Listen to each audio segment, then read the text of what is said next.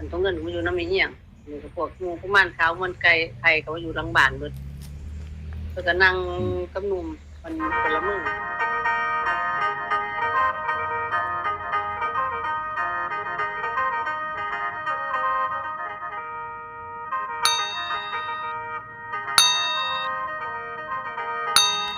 สวัสดี FC ทุกท่านทุกคนครับผมยินดีต้อนรับ FC ทุกท่านเข้าสู่ทีมงานของปู่เฒ่าพารวยครับ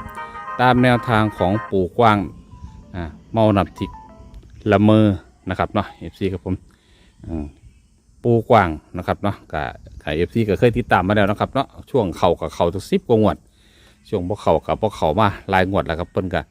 สำหรับเครื่องตัวเครื่องผลแล้วเนาะครับเนาะ FC กับผมเอามาฟังงวดนี้ปู่กว้างเพิ่นละเมอเพิ่นเมานับทิพเพิ่นว่าจังไดนะครับ FC กับผมไม่เฮี้ยงเพิ่นสิเล่าให้ฟังนะครับเด้อเพราะว่าเพิ่นได้เลี้ยงปูมาตลอดแม่นถึกบ่ถึกเพิ่นก็เลี้ยงมาตลอดเด้ครับ FC กับผมส่วนแม่เฮี้ยงนี่เนาะครับเนาะเอาฟังปูกว้างฟังแม่เฮี้ยงเพิ่นสิเว้าให้ฟังครับ FC ครับผมสวัสดีแม่เฮี้ยงเป็นจังไว้เป็นจังไดบ่ได้อยู่บ้านอยู่เฮือนติไปอยู่ทางใดเพิ่นมื้อนี้เขาไปอยู่บ้านเพิ่นพาไปเที่ยวบ่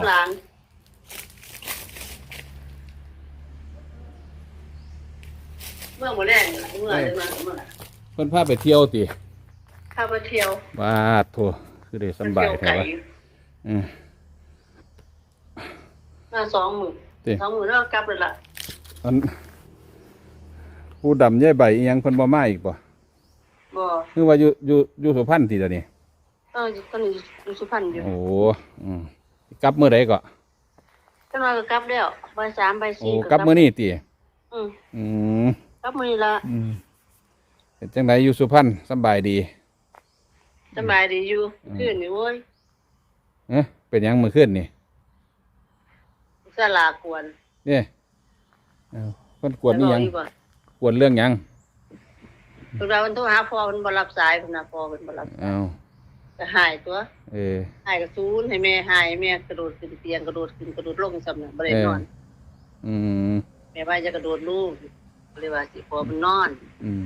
เพิ่นว่าเลยว่านอนคือบ่บอกก่อนจังค่อยนอนเพิ่นน่ะเอ้าก็ต้องเงินอยู่นำแม่สิไปได้บอกได้ก็เลยว่าพ่อก็อยู่พุ่นบอกบ่ได้แล้วห่วงงอนมันเพี้ยมันเมื่อยมันเพี้ยก็3 ทุ่มก็ว่าว่าได้ยินข่าวว่าปู่กว้างเมาน้ำทิพย์สิออกคลิปว่าสั่นก็3 ทุ่มโทรไปก็บ่รับแล้วก็ก็ไปบ่รับที่อยู่น้ำหนองอยู่ก็ห่วยครับมันเมื่อยแล้วก็สิปิดเครื่องนอนตัวมันดึกเนาะมันเมื่อยเพี้ยเด้โทรหาพ่อไว้บ่รับสายเพิ่นน่ะมันมากเลยน้ำมีเหี่ยงเพิ่นน่ะเพิ่นยังหูบ่ไปบอกอยู่บ่เว้ารอดสิเป็นหยังก็เลยว่าศูนย์มากก็ได้ไม่เหี่ยงเพิ่นน่ะเป็นหยังล่ะศูนย์หยังล่ะลูกก็เลยว่า0607ได้น้ำไม่เหี่ยงเพิ่นน่ะ0607ได้น้าเพิ่นน่ะผสมอยู่ปลาใส่พ่อไว้ลูกนึงเพิ่นน่ะแม่แหม่มก็นั่งมองอยู่นะเพิ่นน่ะว่าเอาส้มปลาใส่พ่อไว้ทำไมว่าซั่นแม่แหม่มว่าว่าแม่แหม่มนั่งเบิ่งอยู่นั่งเบิ่งตรงเงินว่าซั่นนั่งเล่นกับพี่นุ่มว่าซั่นแล้วเอาส้มปลาพ่อว่าซั่นเรือปลาส้มใส่พ่อยังเอาตรงเงินผมจะปลาอย่ามายุ่งเพิ่นว่าอย่ามายุ่งนะผมจะทำพ่อผมเพิ่นน่ะมันบาปทั้งแม่แหม่มว่าถ้าแหม่มก็เลยบอกเลยเป็นเลยมันถือเวลาตัวเงินว่าซั่น0607นั่นเพิ่นว่าบอกแท้บ่อย่ามาตัวใดเพิ่นว่าจังซี่เพิ่นก็ได้ย่นหมกสมใจเจ้าไม่ค่อยใหญ่แล้วเพิ่นย่นหมกสมเจ้านอนข้างล่างนอนอยู่บนนอนล่ะเพราะว่าเพิ่นนั่งน้ำเตียงกระโดดลงก็ย่นหมกสมให้เจ้าหมกสมจังหน่วยลูกหน่วยนึงเพิ่นว่าก็เลยว่าคือย่นหมกสมใจพ่อหลุนบาปก็เลยว่าสิสั้นๆก็คงเงินศูนย์เพิ่นน่ะเงินศูนย์ให้พ่อไว้เพิ่นว่าเฮ็ดจังซั่นบ่เอาแม่เฮียงมันว่าบ่ให้เฮ็ดจังซั่นมันบาปเอาบัดนี้เว้าเรื่องปู่กว้างบัดนี้เป็นจังได๋ก็ปู่กว้างเพิ่นว่าจังได๋ปู่กว้างมื้อนั้นให้หนุ่มไปนั่งฟังอยู่อันเพิ่นก็ว่าเพิ่นมากินเขามีหยังก็เลยว่าอันคือบ่กินเขาแล้วพ่อซื้อเขามาให้คือบ่กินถ้าเพิ่นบ่อยากบ่อยากเขาเพิ่นว่าสิกินแต่น้ำทิพย์ยังก็เลยว่ากินน้ำทิพย์ได้พ่อสิบ่เมาบ่พ่อบ่เมาดอกลูกเพิ่นว่าพ่อเมาดอกพ่อสิกินก่อนเพิ่นซั่นให้กินเขามื้อนั้นให้นุ่มไปซื้ออันนุ่มที่เป็นคนน่ะอาหารน่ะไปซื้ออันนี้น้ำตกกับอัน ไก่ย่างมาให้เพิ่น ม อันไก่ย่างมันสิเป็นหน่องนึงนี่ล่ะมาให้เพิ่นก็บ่กินเพราะว่านึงเขาวเหนียวให้ก็บ่เอาพอกินแต่น้ำทิพย์กินแล้วมัน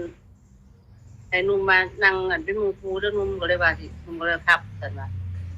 อันต้องเงินมันอยู่นำมีเฮียงนี่ก็พวกหมู่กุมารขาวมันไก่ไข่ก็อยู่หลังบ้านเบิดเพิ่นก็นั่งกับหนุ่มมันก็ละมือก็ว่า057 057เพิ่นก็ว่า057วันนี้เฮียงก็เลยย่างไปก็เลยว่าหนุ่มปูแล้วบอกแล้วแม่057ว่าซั่นหนุ่มว่าก็เลยเขียนไว้057ปูกวางเพิ่นละเมอเพิ่นนั่นเมาน้ำทิพย์อ่ะถูกว่าเมื่ออันละเมอคนเมาน้ำทิพย์ยังก็เลยว่ามันออกแท้บ่ล่ะพ่อว่าซั่นแล้วว่าพอออกก็ซื้อเบิ่งลูกว่าซั่นบ่ต้องหันมันพลาดไปแล้วว่าแล้วก็วางสิก็ซื้อลองเบิ่งแล้วว่าพอก็บ่คือจังบ่เข้าหูกันแล้วว่าก็ไปเอาก็ได้ตัวนี้ละลูกว่าซั่นแล้วว่า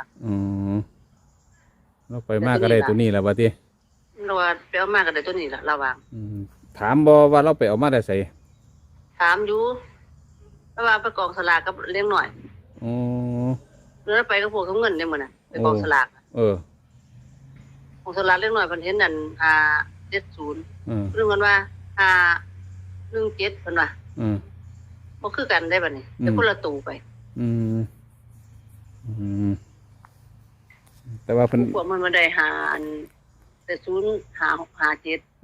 เอาต้องเงินมันมาหา17บ่จักแล้วก็บ่ฮู้คือกันผมบ่ได้เบิ่งคลิปเทื่อผมบ่ได้เขียนเลยคือได้เป็นยังไงผมบ่ได้เขียนจักตัวเล็กบ่ฮู้ดอกว่าจำบ่ได้ดอกบ่มีเวลาเฮ็ดแต่งานเพิ่นได้มา3ตัวเท่านั้นติได้3ตัวเท่านั้นกับเด็กอีหยังว่าอีหยัง12บ่21บ่21บ่เด็กกลางจักแล้วข่อยบ่ฮู้นำนั้นเนาะ21นี่ล่ะเพิ่นยังไงโอ้เพิ่นได้ฮอด3ตัวกับ2ตัวพุ่นน่ะเพิ่นได้ได้21นำตัวนึงแต่ว่าสิล่ะเพิ่นเห็นเขาเลี้ยงไว้บ่พุทธอันลูกปิงปองเขาบ่เลี้ยงมันว่าเขายกขึ้นพากันคือจังว่าถุงเงินเว้านั่นล่ะว่าลีตาเบิ่งนั่นน่ะก็นั่งอยู่ไกล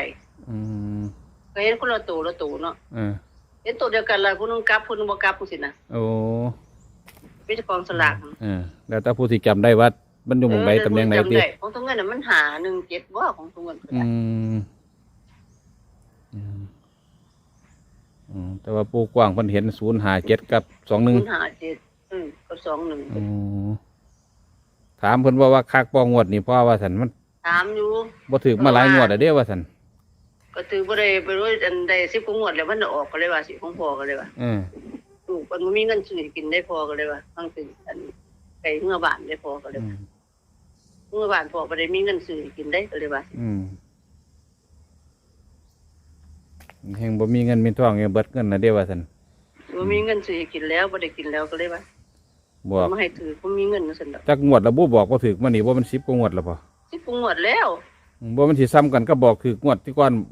ปีกายนี่ปีกายกันนั่นล่ะปีกายก็บอกถูก17งวดปีนี้แล้วกันหลังจากหันมาก็บ่ถูก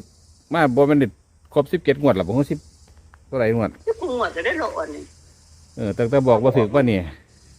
จะปีที่แล้วเนาะทุกบาทนี่บอกเอาก่อนปีใหม่พุ่นพ่อใหญ่มื้อตะเข้าพรรษาพุ่นบ่แม่นสิแม่นอยู่มันก็หลายงวดแล้วเนาะมันจักเดือนแล้ววนงวดแล้วตั้งเข้าพรรษากันออกบ่เถื่อยมีแต่นึงเขาตัวนึงบ่แม่นบ่เขาเทื่อเดียวนึงเขาก็ไปเอาเลขมาตั้งแต่ลพบุรีพุ่นสิแม่นเท่านั้นล่ะนั่นหันมากับยาวมาเรื่อยๆเอางวดนี่สิเขาบ่เบิ่งกันเพิ่นบอกเพิ่นเห็น057ว่าติ057กับ1 21เพิ่นเลขล่าง057กับ21เลขล่างปูกวางละเมอเห็นเป็นบนเป็นล่างFC ก็อย่าลืมเด้อครับเด้อของปูกว้างตามไปเรื่อยครับ FC ผมจะฟังนะคันเข้ากับเข้ายาวคันบ่เข้ากับรุดยาวอันนั้นออก3ตัวข้างล่างเกิดว่ามันออก3ตัว2ตัวมันล่ะเฮาก็บ่ฮู้จักเนาะ ส่วน จักเนาะของมีหัก